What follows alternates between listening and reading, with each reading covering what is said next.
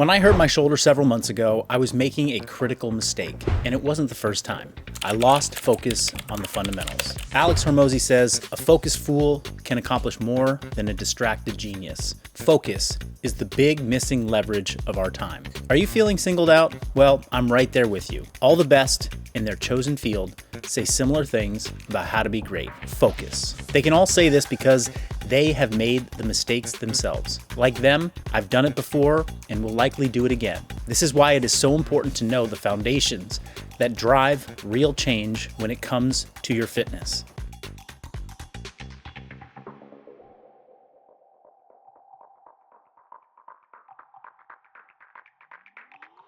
Hey, this video is brought to you today by my friends at Element. Element is a tasty electrolyte mix with everything you need and nothing you don't.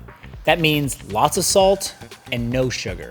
Element was formulated to help anyone with their electrolyte needs and is perfectly suited to folks following keto, low carb, or paleo diets. Element contains a science-backed electrolyte ratio of 1,000 milligrams of sodium, 200 milligrams of potassium, and 60 milligrams of magnesium per packet.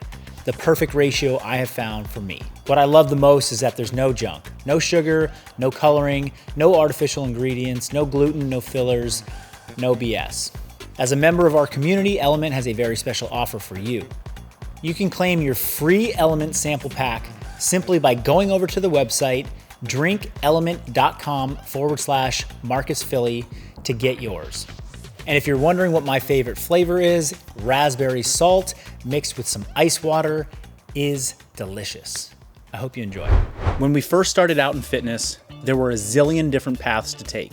Ultimately, all the successful ones have the same few things in common. So let's look through the 80-20 lens. Here's how to shave off 20% of what you might normally do and still see big wins. Number 1, lift with effort. How many reps should I do? How many sets? What's the best training split? These are all valid and frequent questions that I get. I too want to refine the best practices in all of these areas. But there is one key thing to cover before you do that. Your effort must be sufficient. Isn't high effort the opposite of avoiding burnout? There's a huge difference between attacking every single set at 100% or more and moving thoughtfully through a training session. Today in my training session with Megan and Shauna, we went to failure on one of our last exercises. That's because we had warmed up and properly prepared our joints, worked within safe rep ranges, like 10 to 30 reps versus 1 to 2 reps. And we hit 9 out of 10 on the effort scale on only one other exercise during that session. Focusing on big effort in just a couple things each session is where the magic happens. Once we have the preparation and safety boxes checked, then it's time to push. If you aren't seeing progress or your muscle mass change for the better, then forget all the fancy exercises. Forget the complicated rep schemes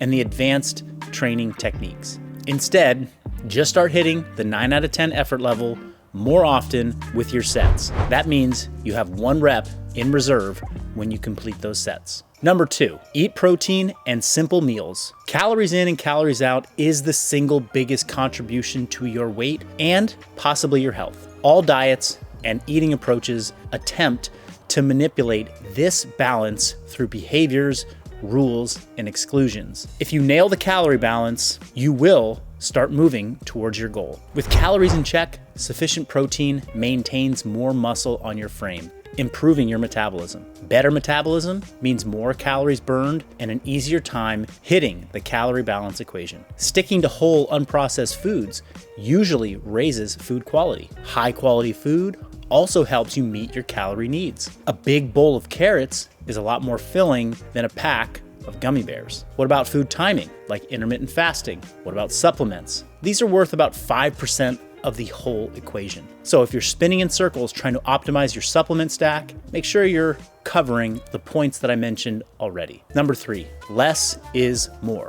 Do fewer things with greater adherence, effort, and quality. Before you add something to your health and fitness checklist, consider removing a few things first. Think of this as an editing process for your fitness journey. At the beginning of the year, I was injured and out of the training game for several weeks. Leading up to my injury, I was really pushing it on all fitness fronts for several months. Each day and week looked like walking 12,000 steps a day, hypertrophy training 3 to 4 times a week with Persist Pump, only lifting 3 times a week with Persist Perform, high skill conditioning 2 times a week with Persist Perform, pushing 80% of my working sets to 9 out of 10 on the effort scale, and adding in long runs on the weekends. After I wound up with a bum shoulder, I knew it was time to simplify. I was caught up in the excitement of pushing my training. I was adding everything to my plate and not excelling at any one thing. The first priority was to heal. Once pain improvements were in sight, I focused on just a couple of key areas. I essentially dropped the last 4 bullet points. I walked each day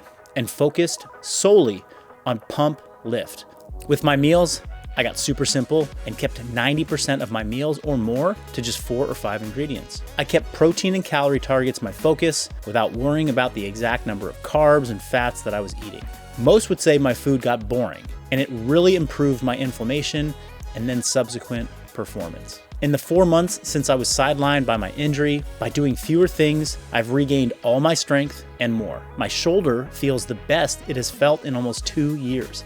I have shed body fat and maintained all my muscle, possibly adding about 1 pound to my frame. All of that by doing less overall training and intensity. There are seasons to training, like with everything. As my shoulder improved and I felt better, I've ramped up some of my training intensity. I've added in 1 day of mountain biking riding each week. But I kept reminding myself that I don't need to do anything to get better. I'm simply adding things because it's fun and I feel good. When you understand what really leads to change, you have the power to control your outcomes, even when life throws you a curveball. When your gym shuts down, you land a new job, the kids get out of school, you've got this. When your body says nope, you can adapt. Look no further than lifting hard, eating simply, and doing fewer things with more intention and quality.